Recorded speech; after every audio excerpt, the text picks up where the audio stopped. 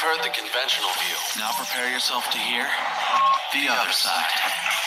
High school teachers Mike Margison and Justin Spears bring you the alternative view you didn't get in the classroom. Now here they are, Margison, and Spears.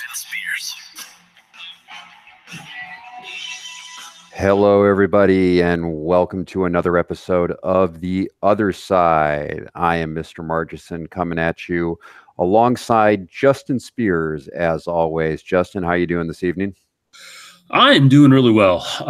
I'm a little exhausted, a little tired. I got a big stretch coming up here. We are going to be traveling as a family toward the end of the week. I'm going to be flying out to Hawaii for the first time for a family wedding. So the stress is hit upon our family of just getting everything ready to go. We're going to be gone for about 10 days. And so there's a lot of the packing and the talking of having conversations about flying and everything like that. So it's exciting, though. I think we're looking forward to it, but got a lot of work to do between now and then. And I'm super excited about our episode tonight. Yeah, and we're getting the episode in. You got all this stuff on your plate, but there's always time. Oh, absolutely. Absolutely. This is therapeutic in a way, as we've said before. And so for those of you that are joining us this evening, thank you for being with us. We always appreciate those who drop in and catch the show live. We do try our best to advertise that and let people know when we're going to be on and broadcasting. But really, this platform is more geared toward the podcast platform, where we'll take this and seed it out to a number of different ways. And you can catch the show in podcast format on iTunes, on Google Play, on the Spreaker radio app, which is a pretty cool app that you can download in the Apple Store or the Google Play Store. That's the Spreaker radio app. Our podcasts are hosted there as well. All three of those platforms, you can search The Other Side with Margison and Spears. So you'll need all of that when you look for the show, but you can find our archive of shows. We're on episode 58. We also have some bonus content in there. So all in all, a little over 60 episodes worth of the show out there and available to listen to. You can also subscribe to our YouTube account.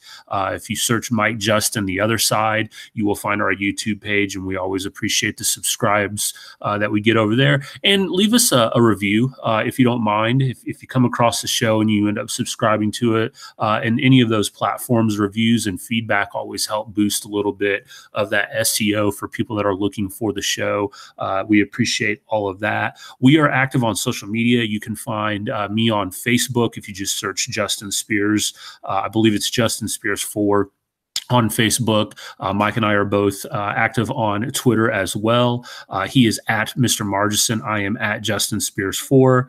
And again, last but not least, we are available here in Central Indiana on 92.1 FM, 1550 AM, WCVL and WCVLAM.com. That is always Mr. Dave Peach and his group out there. You know, they just do a fantastic job of preparing our show each week. We send the show over to them. They make sure that it's ready for air Saturday mornings at 8 a.m. You can catch the rebroadcast of our show over there. So a big thanks to those guys over there. And we are a part of the Cerberus Radio Network, which is an online, I call a media conglomerate, really. We're doing a lot of fantastic stuff through Cerberus Radio Network, mostly active through Facebook. So if you head on over to Facebook and search Cerberus Radio Network, there are shows that you can get on Radio Co, which is the platform that they use for hosting all of their shows. There's a variety of shows. You can get the Adam Schiff Gold Report. You can get podcasts from the 10th Amendment Center, Suzanne Sherman. You can get Mark Kreslin's. There's just tons of great information and shows over there that you can get a wide variety of topics on, from freedom and liberty to prepping to survivalists to just Suzanne's show on the Constitution and the Supreme Court. So lots of great ways in which you can get the show. So, having gotten that taken care of, let's talk about the reason why we're here for this episode. If you're just tuning in for the first time here and catching the show, we are wrapping up a series on the presidents. We've spent the last couple of weeks here going through various different presidents in history, some well-known, some not so well-known. And tonight, we're taking on what many call the last great president. Many call one of the presidents that was derelict in his duty, depending on who you listen to. And unfortunately, the mainstream textbooks of history and historians and media will give you the latter impression that our president this evening, President Calvin Coolidge, was someone that didn't quite know what he was doing, didn't have the leadership, the charisma, was dull, dusty. And so we're going to kind of deconstruct that narrative and present to you the other side of Calvin Coolidge. So we're going to start by taking a look at when Coolidge was in office, what was going on in our society in that time. And this is a period of time known as the Roaring Twenties. So Mike, why don't you go ahead and lead us in here? Talk to us a little bit about, many have probably heard that term before. It's popularized in U.S. history. Talk to us a little bit about what was going on in the Roaring Twenties. Okay, yeah, I will. I kind of want to follow up with what you were getting at earlier. We've been talking about presidential rankings and polls with virtually all these presidents, but I just want to let people know where Coolidge comes in. So I'm looking at the Siena College Research Institute's presidential expert poll, and they have like 15 metrics that they ranked and came up with this total score, and Coolidge is in the bottom half of this one. I've got here the 2017 C-SPAN Presidential Historian Survey, and Coolidge is, he's 27, so again in the bottom half of that one as well. 27th and 29th is where he came in out of 44 presidents available. So yeah, he's not really all that well thought of.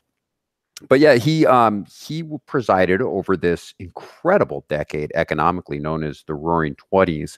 But really, we can't talk about Calvin Coolidge without first talking about Warren G. Harding. And so from an economics perspective, this is going to be kind of like a Harding-Coolidge mashup.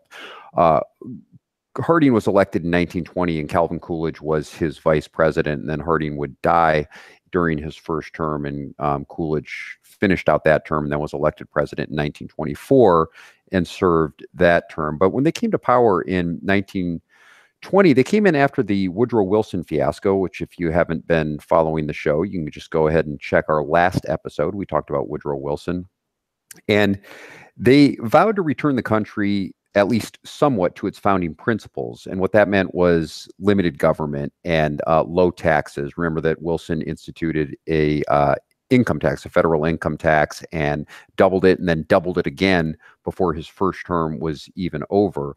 But yeah, Harding and Coolidge, they wanted lower taxes, they wanted balanced budget, and this is in stark contrast not only to Woodrow Wilson, but Teddy Roosevelt, who we talked about in the episode before that. They were extremely, I'm using quotes here, energetic as presidents, because that's what the presidential historians use. They use that term energetic. I don't even know what that's supposed to mean, but a telling quote from Coolidge that I came across when I was doing my research for this is, he says, "It is much more important to kill bad bills than to pass good ones."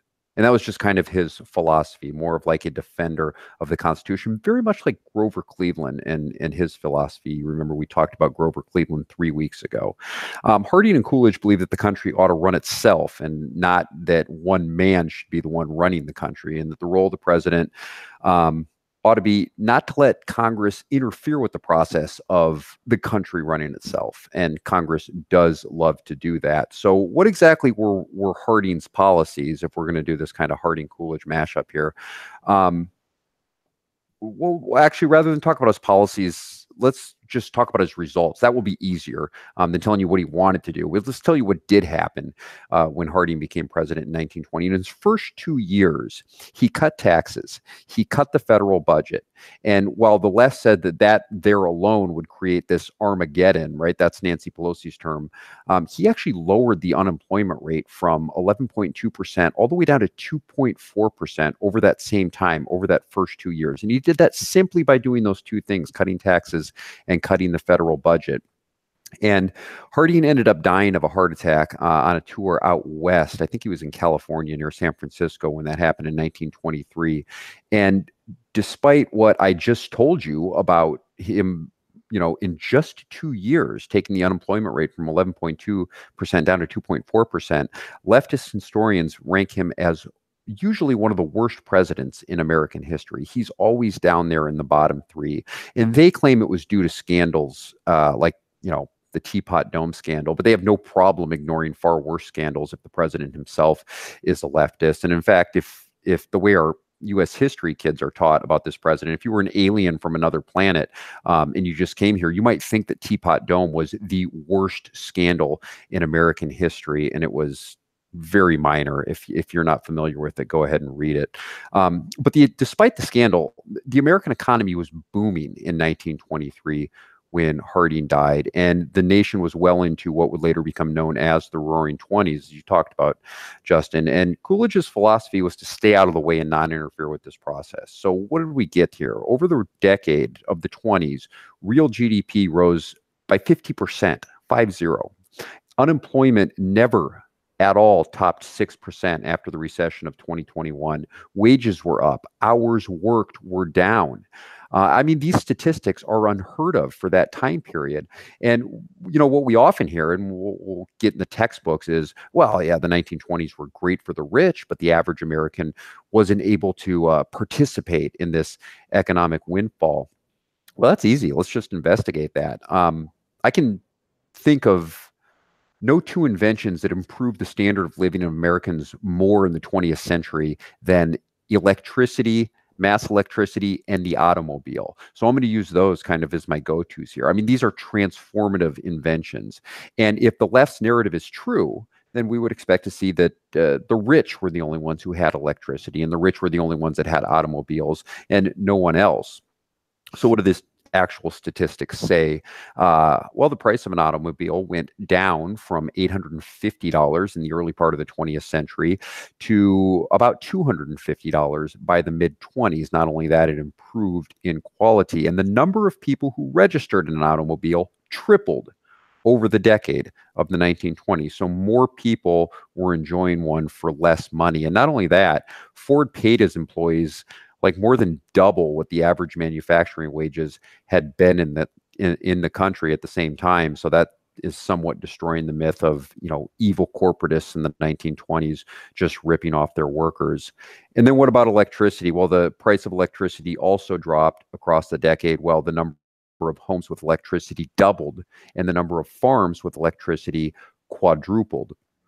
So things are getting far better for the average American. And this had a lot to do with tax cuts, actually. Coolidge signed the Revenue Acts of 1924, of 1926, and 1928, and this saw a gradual reduction of tax rates across his term. Now, we have to reverse back to Woodrow Wilson, which we talked about last week, and you may remember that Wilson originally, when the income tax was implemented, said this is going to be mainly a tax on the rich and not on the average American, when in fact he ended up doubling the average American taxes and then doubling it again when he dragged the country into war. And then as for the rich, the top rate originally was 7% of their income. It doubled that to 15 after 3 years, and then quadrupled that from 15 up to 67. And eventually, I think it topped off at like 70% by the time Wilson left office.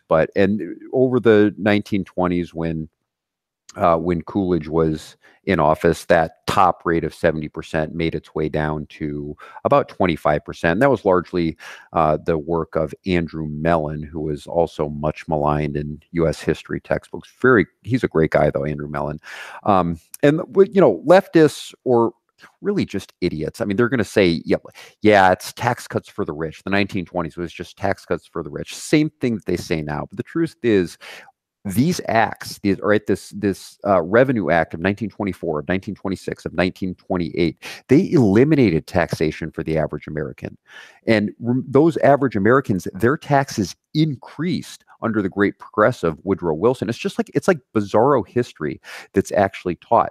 By 1927, the year before Coolidge left office, only the wealthiest 2% of Americans were paying any federal income tax at all. These average, everybody below that wasn't paying anything. And so this nonsense that the rich got the tax cut at the expense of the average American is just idiotic. And it's based on nothing that even resembles the truth. And it's repeated so often that most people believe that there was somehow this windfall for the rich in the 1920s, and then somehow this caused the stock market to crash in 1929, and then somehow that just wiped out the average American's wealth and it plunged the country into recession. When if you just look at how many Americans actually owned stock when the market crashed, I mean, it's minuscule. Like virtually nobody owned stock when the market crashed. And I mean, seriously, like it's like over 90% of Americans did not have any action in the stock market whatsoever. But here's the bottom line of all this. Cutting taxes and cutting budgets helps the average American. It doesn't hurt them, as the power-needy left would want you to believe. It's always worked this way. And in fact, it's even working right now.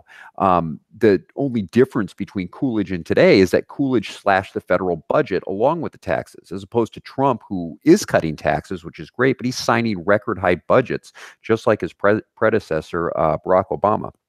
So let's look at these federal expenditures numbers. And I'm going to kind of start to wrap up with this and then kick it over to you, Justin. But federal expenditures, so federal spending was about $3.1 billion in 1923. That's when Harding died and Coolidge took over.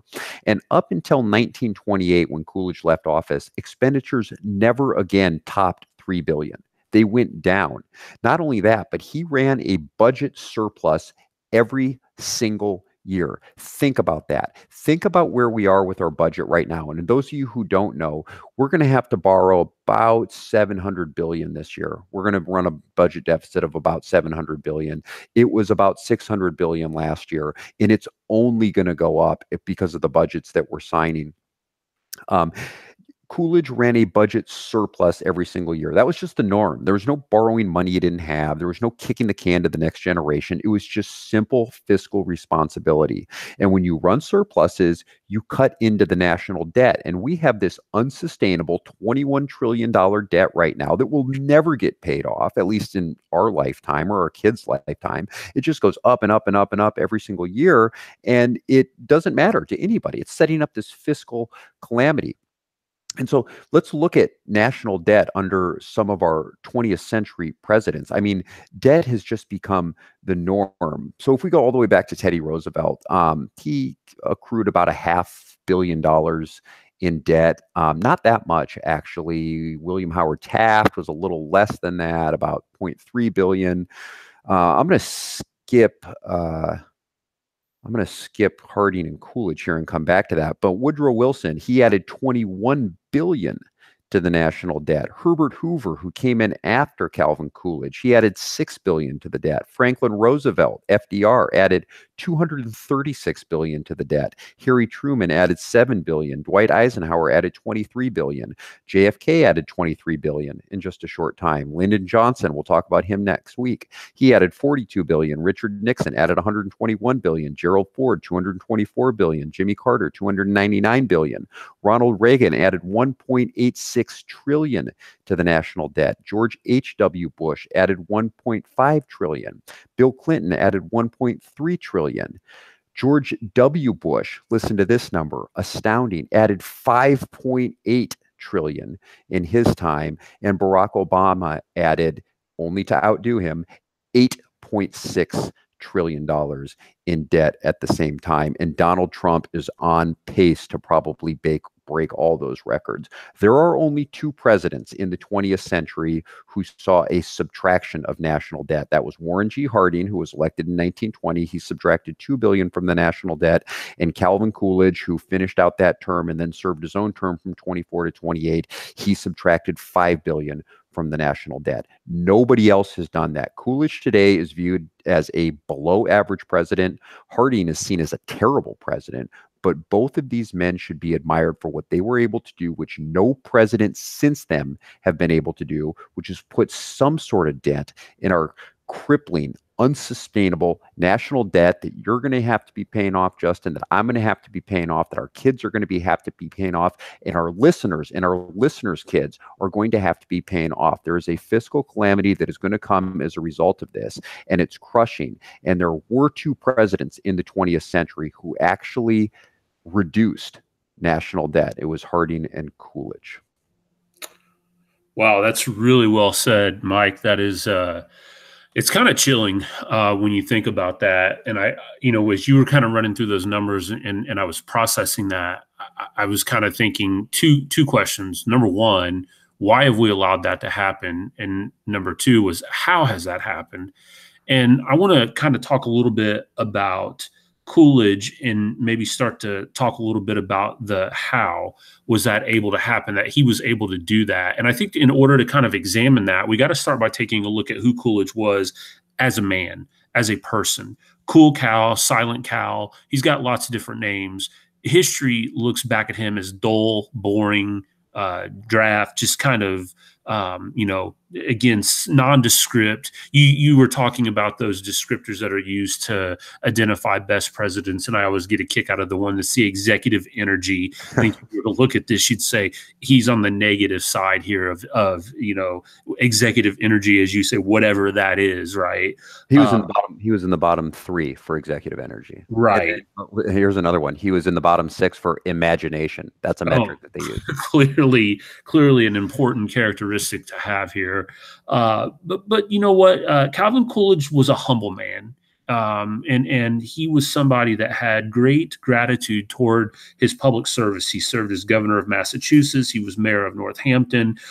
Both times when asked, to reflect on his time in office in those positions, he spoke very humbly about, doing his duty and just, seeing and carrying out his obligations as a public servant, no more, no less than what he was asked to do. It was kind of like, when you go to do a job interview and they say, here's the job description. He just looked at it and he said, okay, that's what I'm going to do. I'm going to show up every day. I'm going to keep my head down. I'm going to power forward and I'm going to do what you're asking me to do. There wasn't this, well, I think I can make up some power over here and possibly expand on that. And, he just did his job.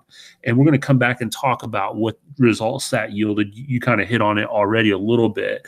But, when you take this attitude, and clearly what I'm trying to develop an understanding for the listener here on this is that Coolidge clearly saw government as a limited government, clearly saw government and his role as a servant as being there to do what the Constitution of his state or of his country asked of him. And again, no more, no less. Well, here's what that gets you as far as reflection from history. Franklin Roosevelt, commonly poked fun at what was called, quote unquote, Coolidge prosperity of the early 1920s, saying that it was false and empty.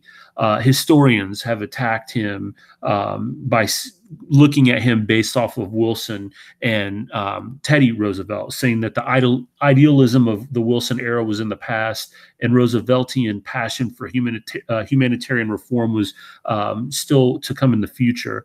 The decade of the 20s being dull and ruthless, that the whole quote about Coolidge, the business of America is business. And that business was essentially, as Arthur Schlesinger, historian, would write in The Crisis of the Old Order, business was more than business. It was a religion. And to it, he committed all the passion of his arid nature as he worshiped business. So he detested government. Economy was his self-confessed obsession. And I think that quote is really interesting there because I think it speaks volumes to what we hear today and what we see today, as you were alluding to earlier, as to what people think the role of government is and should be.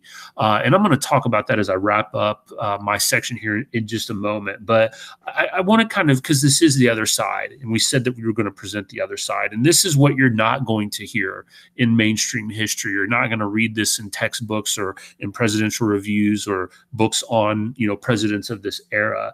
And that is exactly what you laid out. And I want to echo what you said there because I think it's so vitally important to understand. Okay, if you want to nitpick or call the president dull or boring or whatever you might want to say about him. Let's look at the results. Well, you already hit the nail right on the head where you talked about decreasing the budget, one of only two presidents to be able to do this. But the budget also shrank during this period of time. You were talking about Trump cutting taxes but spending more. Not only was he able to reduce the total spending, but he reduced the budget as well. National debt was cut, as you said, almost in half for that period of time. Unemployment stood at about 3.6%. Consumer prices only rose a meager 0.4%. It says that during his period of time, the nation's wealth rose 17.5%. Now, get this, even if you're today's standards, a leftist, big government person, listen to this, because this is a narrative I don't think the left wants to hear a lot. Total education spending in the United States rose fourfold. Total spending on education rose fourfold. In the 1920s, illiteracy rates fell by half. And this was a golden age by any standard that you want to look at it, whether you agree with the way that Coolidge carried out his duties, or as one of the famous stories about him that I absolutely love reading about, he was known for not having a lot of small conversation with people. And one day he's at a party, which I kind of get this image in my mind of, where I'm building about Coolidge is he would detest being at these things. He would much rather be in his study, reading, reflecting, being in the Word, whatever it might be, just didn't really care for being around people a lot. But he's at a public event, and this attractive young woman comes over to him, and she's had a conversation about the president, how quiet and dull and boring. And she says to one of her friends, "I bet I can carry on a conversation with the president." And she walks up to him and says, "Mr. President, I bet by the end of the night, I can make you say more than 3 words." To which he replied, "You lose." I mean, that kind of cutting, witty humor that most people wouldn't get, is just so telling of who he was as a person. And the more that you get to really know the real Coolidge, the more that you understand just how great of a person, but a public servant he was. And that's where I want to start to wrap up here is Coolidge understood the appropriate nature of government. When you look at what's going on in today's world, Mike, I know you and I were having some side conversations this week. We just had the Kavanaugh confirmation, and you saw what a circus and sideshow that's become.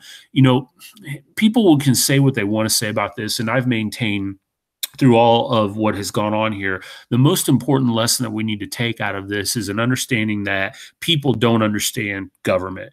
I have seen people talk about how broken our government system is because of the way that it's structured. The structure of our government is actually fundamentally sound. It's the execution and application of it that is broken.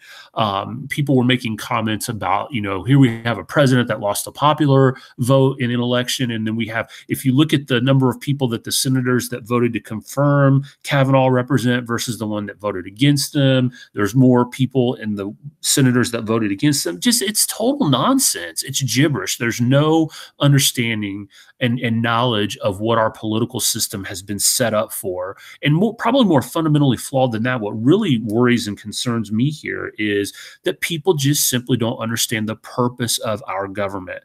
Our government was not created to serve the people's every desires and whims. That's not what our government was set up for. Our nation is constantly in search of new ideas and solutions.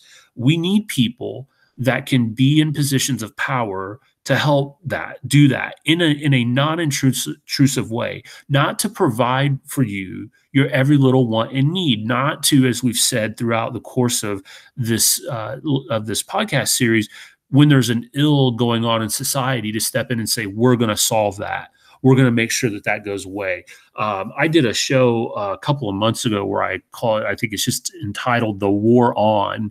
And I took on a couple of different, like the war on drugs, the war on poverty, the war on terror.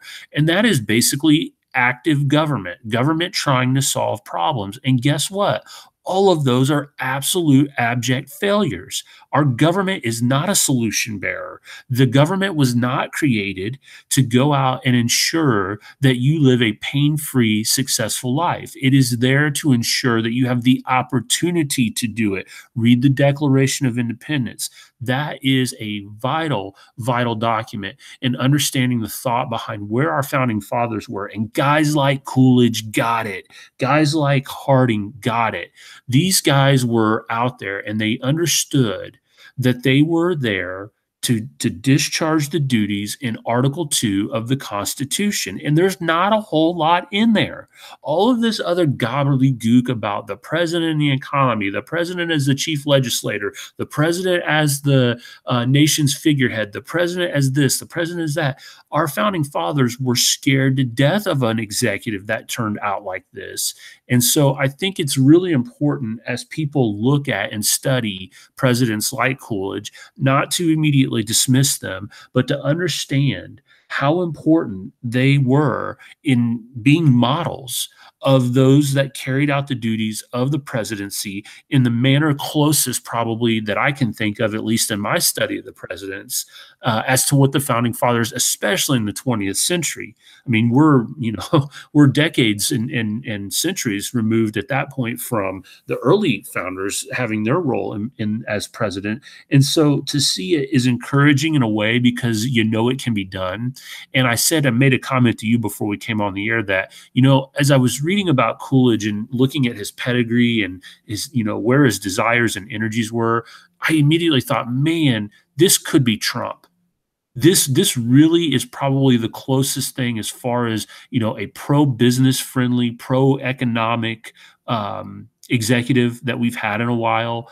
He just doesn't get it. Trump just doesn't get it. He's too power hungry. He's too ego driven. He's too much. He's not humble.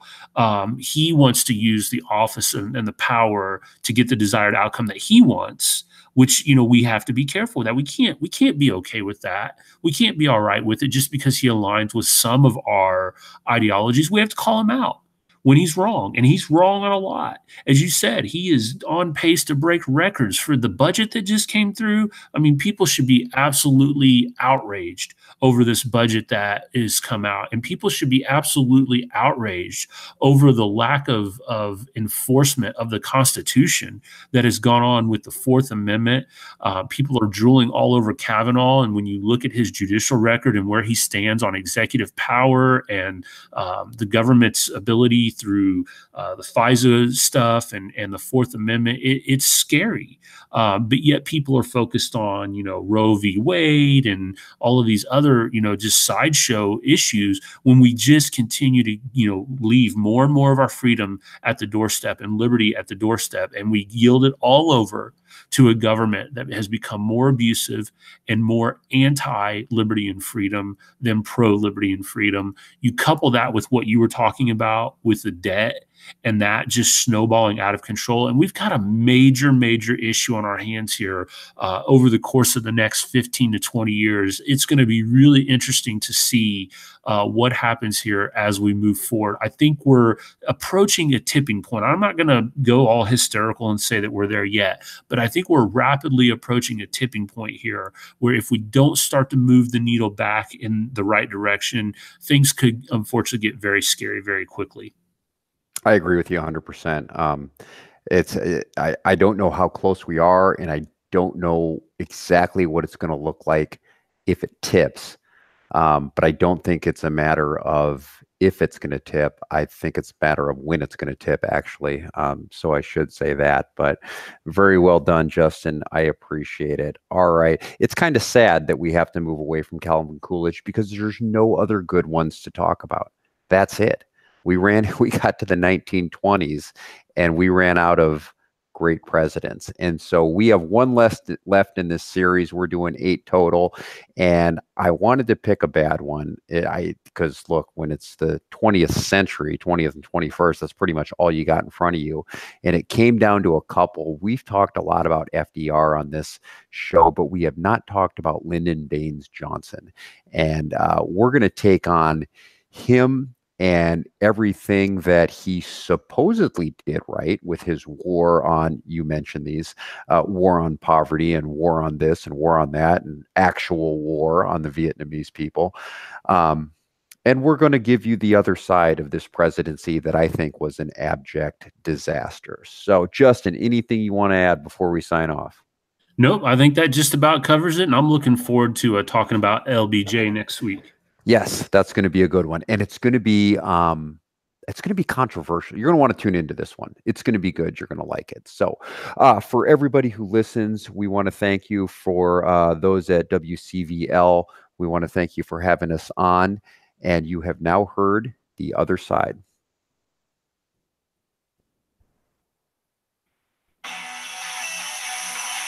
Thanks for listening. And remember, you're not fully informed until you've heard The Other Side.